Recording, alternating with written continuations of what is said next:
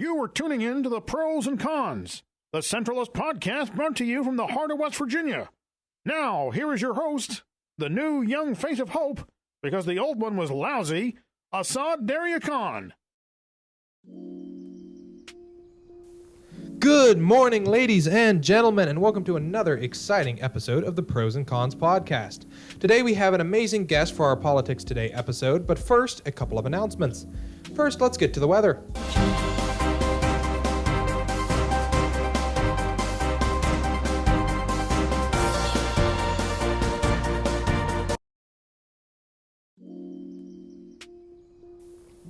Today we have a pretty windy day with a high of 46 and a low of 33. However, this Saturday we are going to have a pretty nice day. Beautiful sunshine with a high of 57 and a low of 46.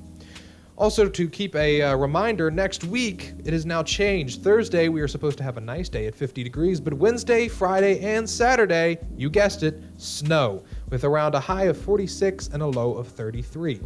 You know, you can't make this stuff up anymore, I swear to God. So, let's get into now the news.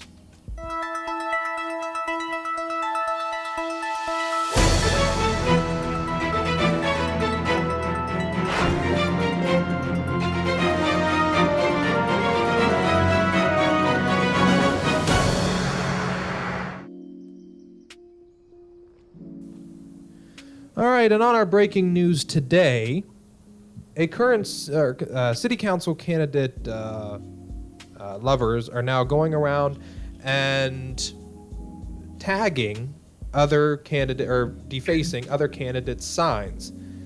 Matthew Kerner, who is a friend of the show and has been on many different times, he was the victim this time. Not only people stealing signs, but he also was the victim of the tagging. I've mentioned these the people that these support multiple times, but you know, this is what they're doing. So this is what the sign is supposed to look like. And this is what the sign is currently looking like. You can see that it has been completely spray painted in bright, well, a little bit of a darker green with spray paint. The first one that I showed was over by Wendling's, and this one that you are currently seeing, or not over by Wendling's, it was over by Kroger, and this one that you're currently seeing is over by the Hot Spot and also over by Sam's Pizza. It's very, very sad that people are resorting to this and that it is getting this nasty. But, you know, people don't care. That's the sad part. And last, remember to stay listening for our giveaway. At the end of today's episode, what are we giving away, you ask? Oh, you're not asking? Okay, well, I'm going to tell you anyway. Today we will be giving away 3 items. All were donated by Main Street Antiques for all your antique and alcohol needs. Currently, they are closed due to COVID-19, but are looking forward to serving the citizens of Buchanan again once everything is done. Today, we are going to be giving away 4 West Virginia drink holders, 1 West Virginia flag, it's a car flag, and a special West Virginia seat cushion. So now let's get to our guest. You may know him as the man who hates pumpkin spice everything, also throws the best parties known to man. Eat your heart out, frat boys. It's Mr. Frank Hartman, Jr. How are you doing today, sir? I'm good, thank you. How are you doing? I am doing absolutely excellent. So it's nice to have you as a guest here, and where I'm recording it is actually, guess where? Hartman Plaza. So the Hartman name is actually a very legendary name in this town. Your father and grandfather were very loved doctors here, and you actually changed course from the medical field and became a lawyer and a lobbyist. Also, you were again known far and wide for your parties at your place in Strawberry Festival. So, which again, I will say I absolutely love your parties. So, how are you doing today, sir? I'm doing great, thank you. Trying to stay socially distant as instructed. Excellent. And I also remember whenever I would go over to your parties, your kids, Mira and Emmett, and absolutely awesome. How are they doing today? They're doing great. They're no longer little anymore. My son is attending Shepherd and playing soccer there, and my daughter is a junior in high school in Charleston. So they're no longer little; they're big. I remember seeing them sitting alongside the parade route, and it's amazing how much they have grown. That's for sure. That's the only good thing I contributed to the gene pool is height. Yeah, they are very, very tall. Very, very tall. So tell us, what keeps you busy these days? Well, believe it or not, things are still very busy with my lobbying. One of the clients that we have is the Association of Counties, so that includes all elected officials, prosecuting attorneys, sheriffs, county clerk, circuit clerk, and assessors. And as you might imagine, they've been very, very busy with all of the COVID-19 responses. So the postponement of the election, law enforcement, prosecuting attorneys on how to enforce the new health department regulations. So it's been very active, very busy. We've been on weekly calls with the governor's office, and Senator Manchin has also been very, very helpful in guiding resources, financial and otherwise, to the state. So we've been busy, even though it's we're staying at home. That's good. At least you're able to keep not going crazy. Now, one question I do have to ask is, are you watching the new latest trend, which is Tiger King? I confess I did watch it, and it depressed me very much. I kept watching for no apparent reason, but I did go through Tiger King already. Now, here's the main question on everyone's mind. Do you think that Carol Baskin killed her husband? Well, I will take a strong no comment on that. She used to live in West Virginia, so I'm going to cut her a break. Really? I did not know that. Yeah, I think there's some internet. I don't know the accuracy of it, like all things on the internet, but there is some part of her bio that indicates she lived in Charleston for a period of time. So I'm going to cut her some slack as a fellow West Virginian and reserve judgment on that. That was a very nice and political answer. I'll give my non-political answer and say I think he definitely is probably in a tiger's belly, or probably under a septic tank somewhere, but who knows. Just seeing the way that she was acting throughout the interviews, I'm no investigator, but I would immediately think laughing during the time you are talking about your husband dead might be a little bit of a giveaway that something's going on there. And now they're opening up the case again. She's certainly a peculiar person, and I do question her second husband's sanity. He seems like a really normal, very rational person on the outside, but clearly there's something wrong with him.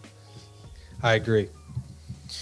Well, one thing that I do want to say is that my mom, my dad, and myself have always, loved you, and really wish that you would come back, and have always loved your father and pretty much your whole entire family.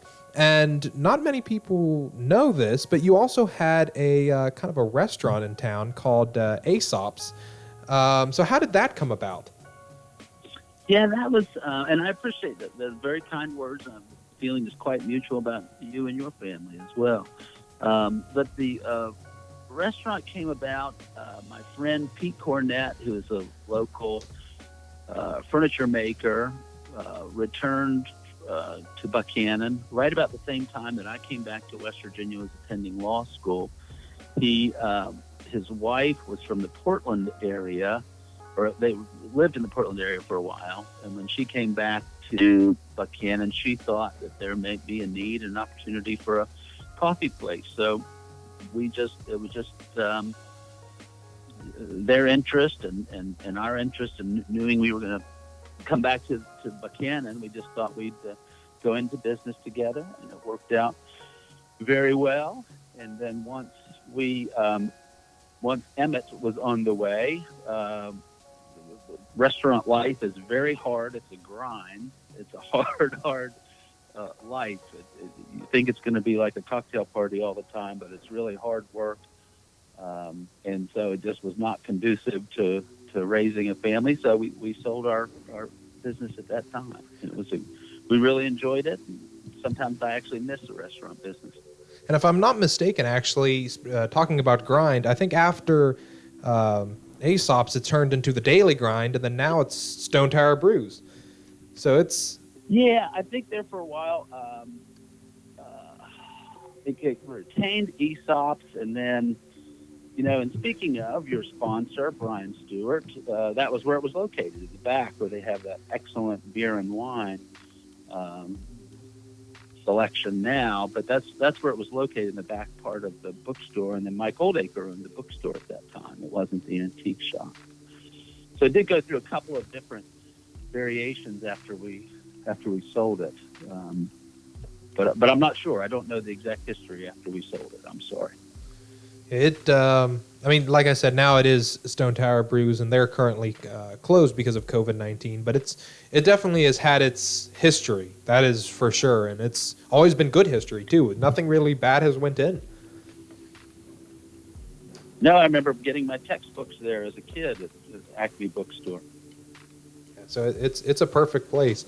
Well, let's go into the hard-hitting questions. So, who are you supporting for the presidential elections? I've been a Biden guy for a while, and I continue to support him now that it appears he's going to be the eventual nominee. So what do you have to say about Bernie dropping out? I'll be honest, I was sort of surprised at the timing of it. I thought that he might stay in a little longer, and it might be more of a contested convention and primary. But kind of happy he didn't. I hope that this is an opportunity for Democrats to unify. I know it's going to be an uphill battle in West Virginia. In fact, I think it's safe to say that Trump will win West Virginia again. West Virginia and Oklahoma were the only two states where every single county voted for Trump. So I think that West Virginia will stay solidly red. But, I think the other battleground states are looking good for Democrats. I think we have a real opportunity this time. Now, what would you say about Trump? What's your opinion about the current president? I'm not a fan of the current president. I think he's been unnecessarily divisive. I think the most recent example, is the response to the coronavirus. He had a delay of, roughly a month and a half to respond in any meaningful or appropriate way. And so I've just never been a fan. I wasn't during his election, and I certainly have not been impressed as a president. Now, speaking about Joe Biden, and with Bernie now dropping, what are some pros and cons, the point of the show, about Joe Biden? Well, I think Biden's pros and cons are kind of lay within one another, right? His experience and his involvement as a senator and vice president are certainly pros, but the con of that is over the years he's had some votes that I think probably he regrets. I think that he has made some mistakes. He certainly made all sorts of gaffes and misstatements, but when you're in public service for that length of time, that's bound to happen. I think the thing that resonates for me, at least, is not just his experience and capability, but his compassion and just humanity that the office is lacking right now. So I think that he'll appoint very solid cabinet people. I think that he will make smart Supreme Court nominations. I think that's going to be a real issue on the ballot this time, and that's certainly one reason why I'm voting for him. But I trust his judgment very much. Now, speaking about that, Pete Buttigieg, I used to be a very big Pete Buttigieg supporter. What did you have to say about him? What do you think about him? I like Pete a lot. I thought he was smart. I thought he was facile and just really quick-witted on the debate stage. I think that people ultimately had an issue with his youth and inexperience. I think it's a fair question that as a mayor of a small to mid-sized city, does that qualify you for being the president? I think he'll be around for a long time. I think he's got a place in the Democratic Party. I was very, very impressed. I think he definitely will run again. I honestly think he will. I don't think this will be the only time. I think he'll definitely come back. Yeah. Well, and they're talking about things like a Secretary of Defense or other possible cabinet positions in a Biden administration. So I agree with you. I think he'll be around for a while. So speaking about the COVID-19 response, how has COVID-19 affected you? I think immediately it's a concern I have for my parents. I'm worried about them in their age. My mother in particular, she's a lifetime smoker, still is smoking. So she's certainly part of that vulnerable population. So my concerns, for my immediate family or for my parents, I worry about the impact it's going to have on an already stressed, rural population we have in West Virginia. I mean, hopefully the social distancing that we enjoy just from our lives and being a little spread out will be helpful to us. But, as we tend toward, as we get the curve flattening, I think we have to start looking at what life after this is going to be like. I mean, lots of businesses are going to shut down. This has been devastating to small business. We're going to have to find some way to spark our economy again. But this is going to have long-lasting effects. So I worry about that. And speaking about social distancing, I really honestly think that maybe we should just keep that kind of in place. I like this 6 feet rule. It gives us a nice space that you don't feel like you're like right on top of each other. And the really close talkers that always want to be like right in your face, now you can say, hey, listen, get back. The CDC says get back. I want you to get back. So at least you have a nice excuse now as well. This has been great for introverts. I agree.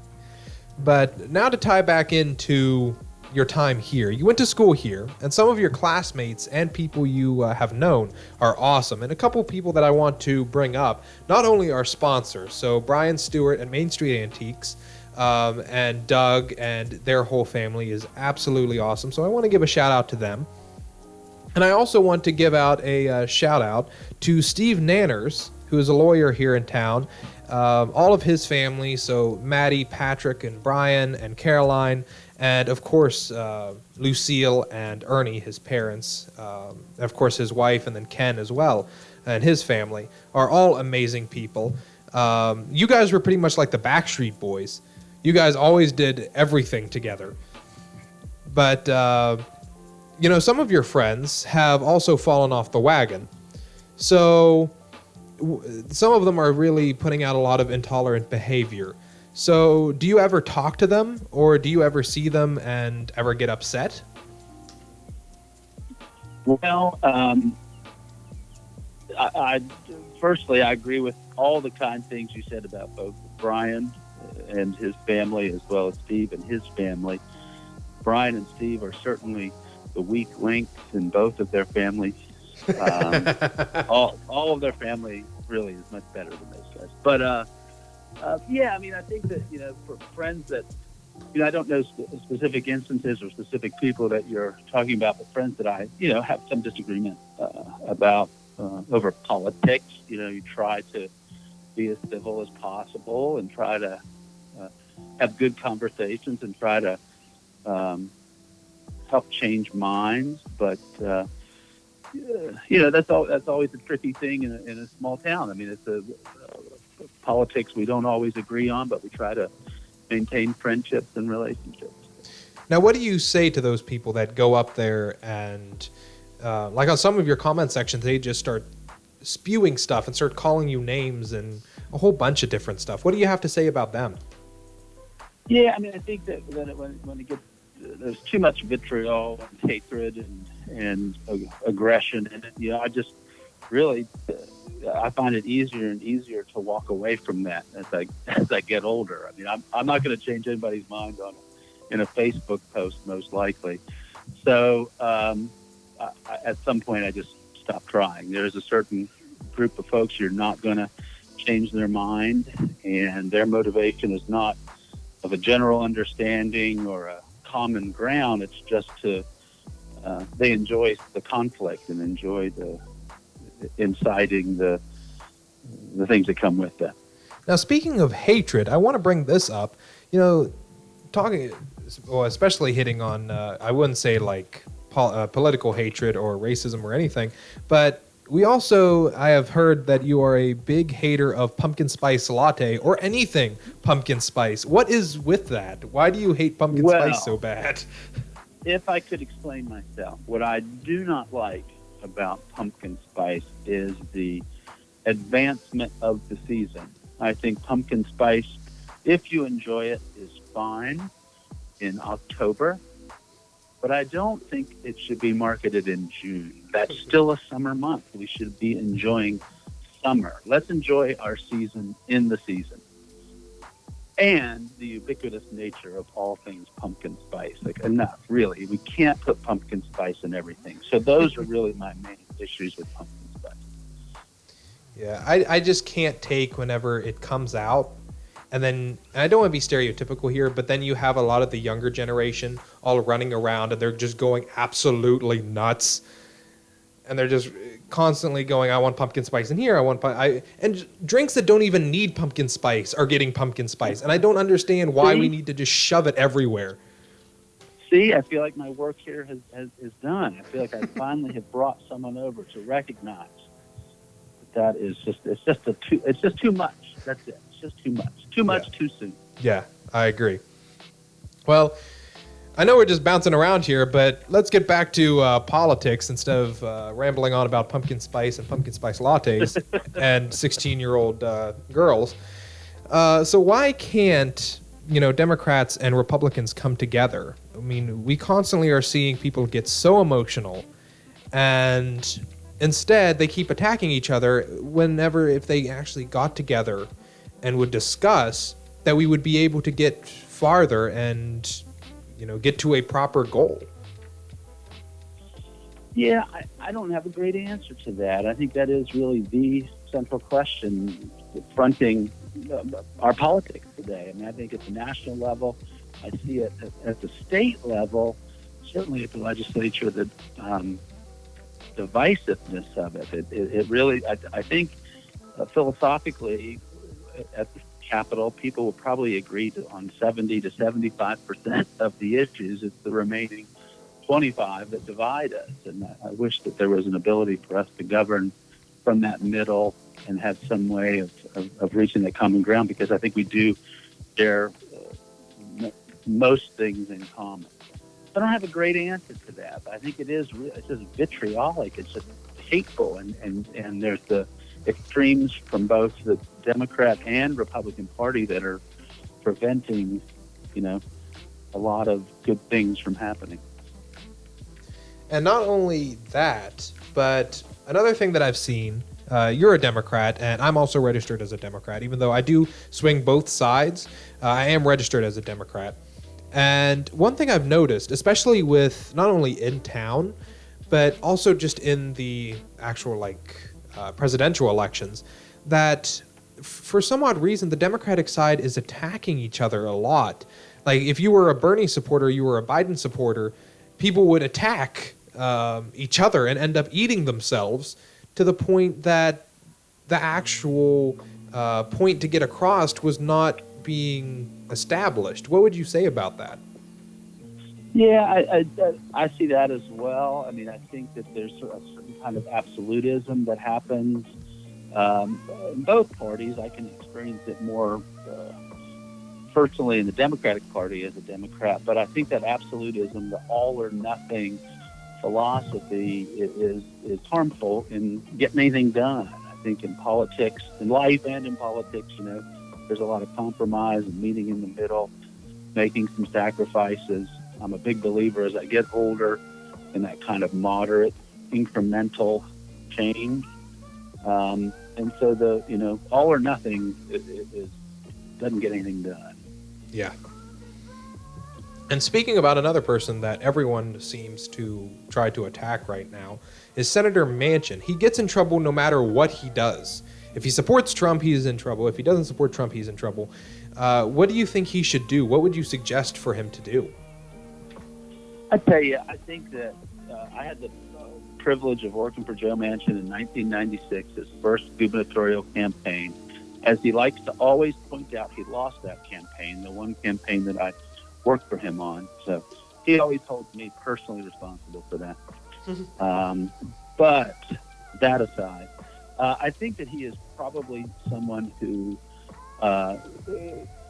very sincerely thinks like a West Virginian. I think that he is just a natural, gifted politician. I don't think there's any act in it. I think that he sees a crowd of people and instinctively just dives in and takes that energy and wants to be engaged with people.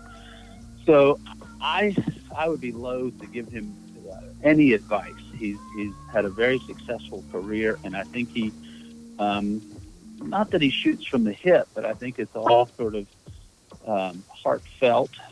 He is all over the place. I get frustrated with his votes on some things. I wish that he were more of a Democrat, and then he takes very bold and principled stands on other things that are unpopular. So I think that's what a moderate is, right? That's what a centrist is. He's not beholden to party politics, and I think that he takes each vote and each issue very seriously and does what he thinks is right. Sometimes I agree with it, sometimes I don't, to be honest. And one person that is constantly going after him, and for some odd reason, he's just going after everyone. This includes myself, my father, everyone in town that is well respected. I mean, it doesn't really matter. Even if you're a friend of his, he goes after it. But he's just constantly trying to destroy our local community. And it's a local blogger. I won't mention his name because we all know he's the famous one that believes everyone makes kids gay. He's just constantly doing this awful reporting. He just wants people to fight. What do you think that we can do to stop this type of garbage from going out? Yeah, beats me. I know that's not going to be a great answer, but I don't know what to do about that. I mean, I think some things you do a service by ignoring it and not giving it further attention and oxygen and energy.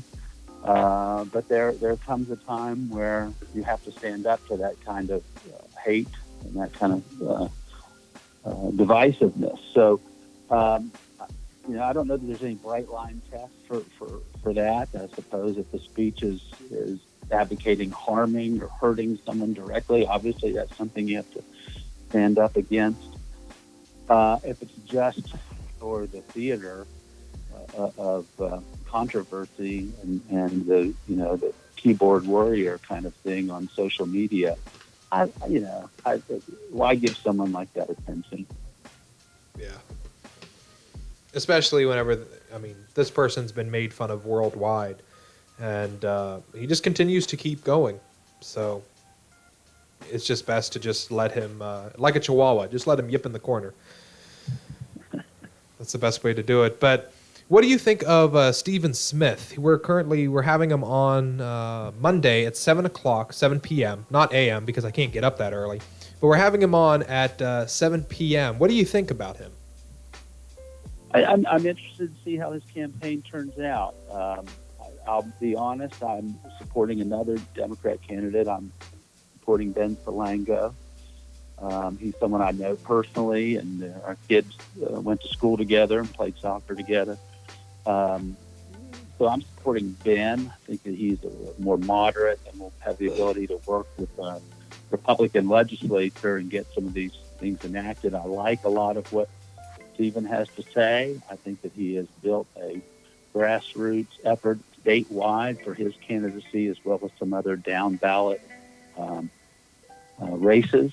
So I'm very interested to see how he does, because he's run a different kind of campaign, and we'll see if that produces results for him as well as other candidates throughout the state. I think West Virginia is becoming much like the nation. I think our population centers, Morgantown, Huntington, Charleston, are a bit more progressive, and our rural areas are a bit more conservative. So I don't know if his message will translate statewide. So what do you think about our current governor doing his job?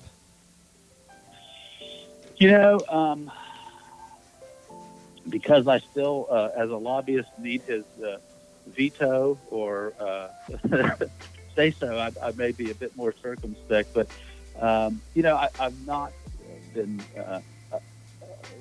pleased with the job that he's done. Overall, I think the stewardship of the state, we're always perpetually in a tough budget crisis. I think the bold and visionary leadership that the state needs, he hasn't provided. So I think it's time for a change. So, if you don't happen to know, I ran for election, and it was right after Muslim bashing. It can never actually. I never thought it could increase, but whenever I decided to run, it did increase.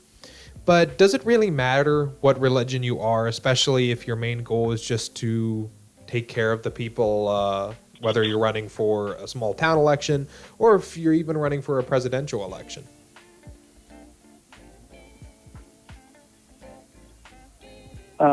Yeah, so you know what it feels like to be a candidate. It's tough. You're putting yourself and your family out there in a public space. You're giving it your all. You're putting yourself out there.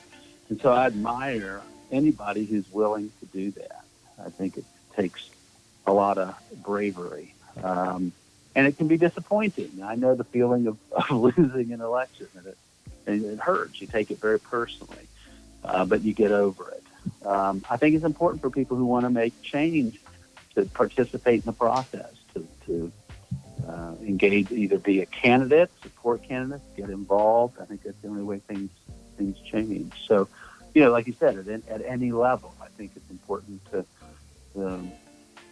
lots of action, lots of important things happen at the local level, more so even than at the state level. So those are meaningful elections. County commissioner, city council, all local races are important. And I have every intention on getting back out there. I love politics, and that's one of the reasons why I even started this show. But one thing that I did say is that, which is FBI data, suggests that white supremacy and terror is more of a problem than Muslims or anything that happens, like any type of different types of terrorism. When I suggested that I got crucified. Why do you think that? Why was my observation wrong? Well, I don't know that your observation was wrong. I think that I think we always, as a community, as a culture, struggle with differences, right? And how do we learn from other people? How do we make change? How do we grow together? And so, differences can be scary to some people, and their initial reaction is fear. I don't know how to change that. I don't think that you're necessarily wrong, but I think it takes a dedicated, ongoing effort to continue to change people's minds on that. And one thing that I do also want to mention is you've traveled everywhere and met all different sorts of people. Are we really as different, or are we really that different as humans? No.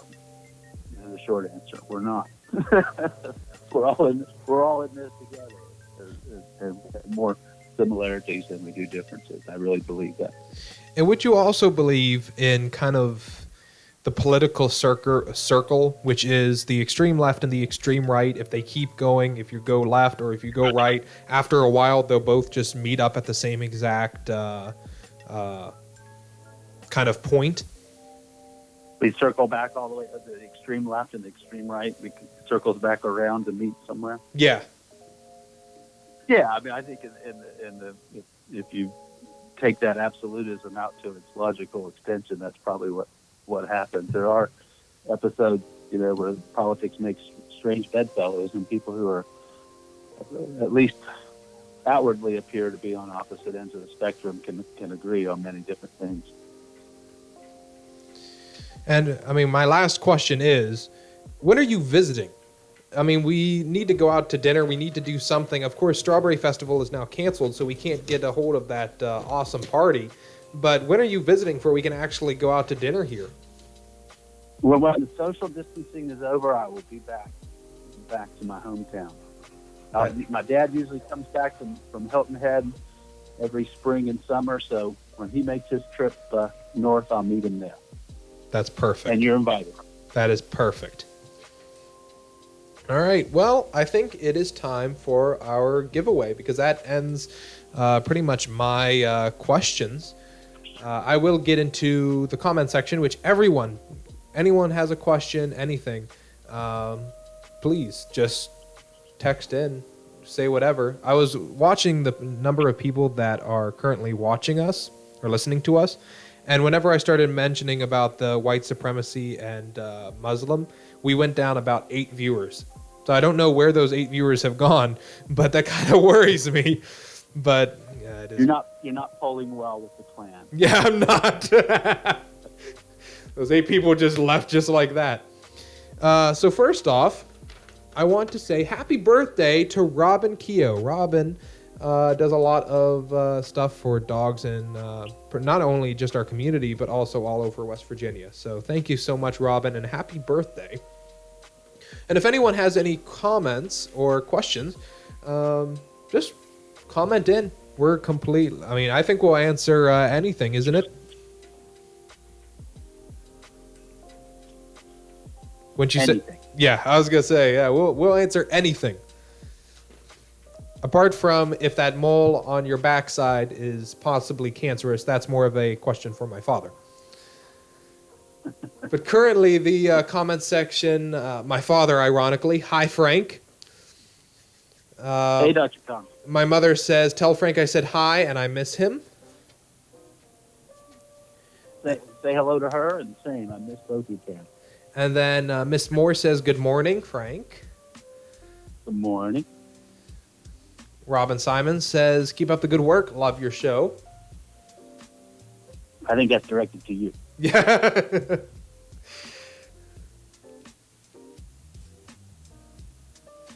All right, well, let's get into our giveaway, and then we'll answer any other questions after we finish up. So we'll start with our first giveaway item. That is going to be for the 3-drink cozies.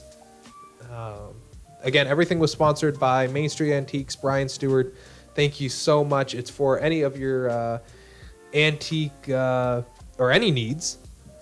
Anything that I think he pretty much sells everything there. You can pretty much go over and get groceries if you wanted to, but he pretty much sells one of everything, so you can always go and check him out. So our first giveaway question, this is again for the 4. I guess they're beer cozies, but you can use them for anything if you want to put them around a mason jar or whatever. So our first question is, and please comment your answer in, and we will, first one who gets it will get the prize. So the first giveaway question is, what year did West Virginia become a state?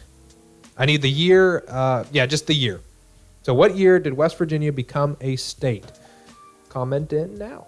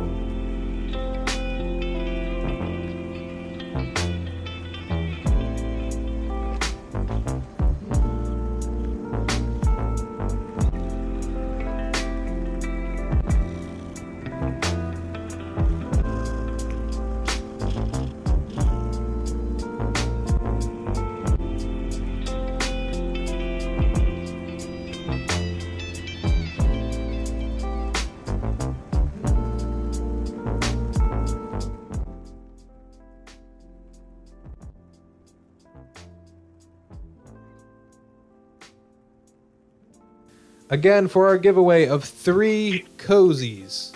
They're either beer cozies. They can be any drink cozies, really. You have to comment your answer in.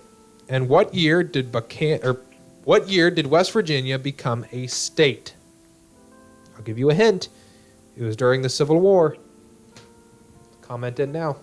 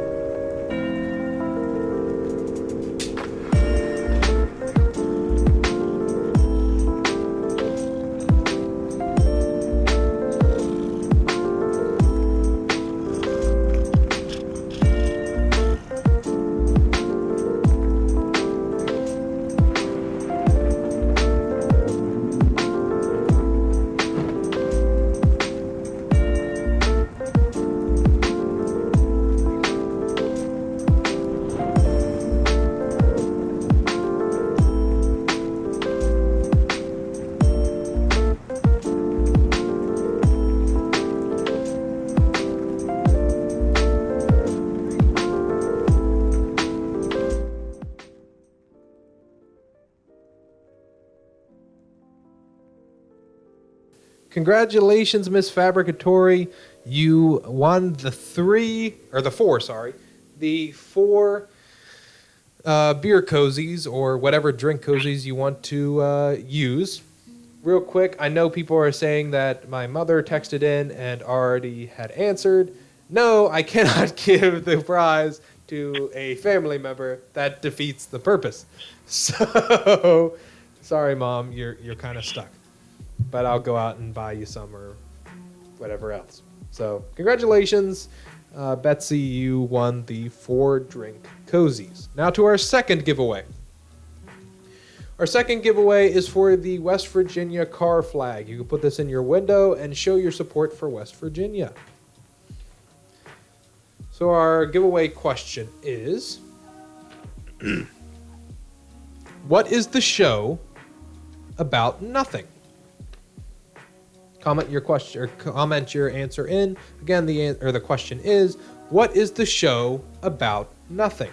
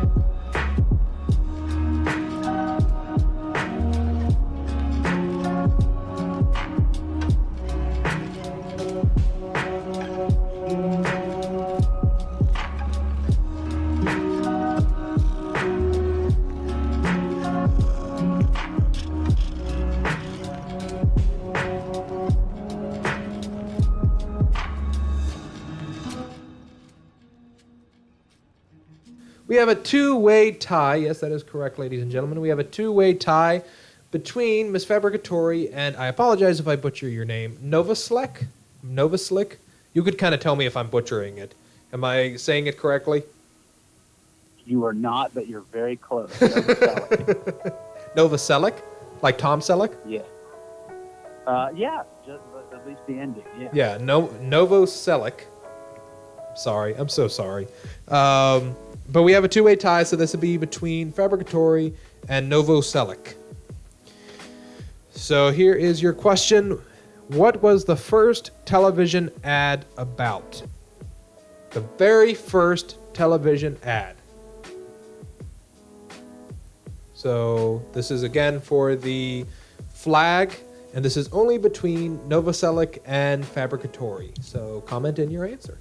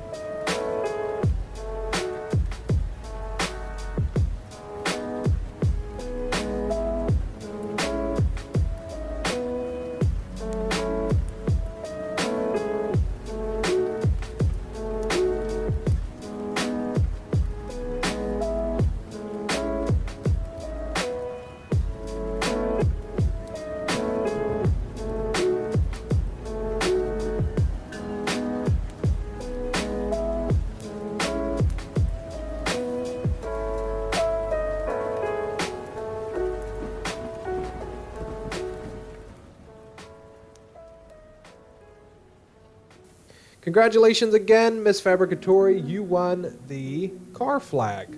The correct answer was Bulova Watches. Bulova Watches. The old ad, I was looking at it this morning.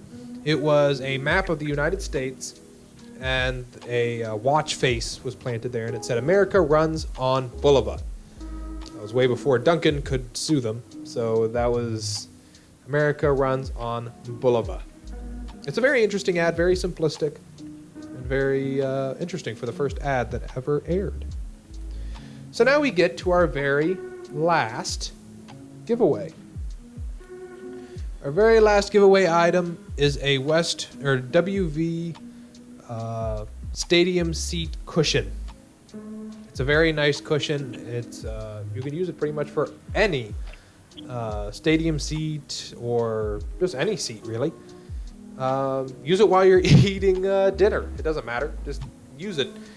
So the last question is, this is Mr. Hartman related. Which local judge did Frank Hartman clerk with? You can't search it up. You can't search it up on Google. So which local judge did Frank Hartman clerk with? I know the answer to this. I hope you do. If you didn't, I would kind of get worried. We might have to send a doctor over to check up on you. Greatest judge in the state. That's a hint. So, comment your answers in.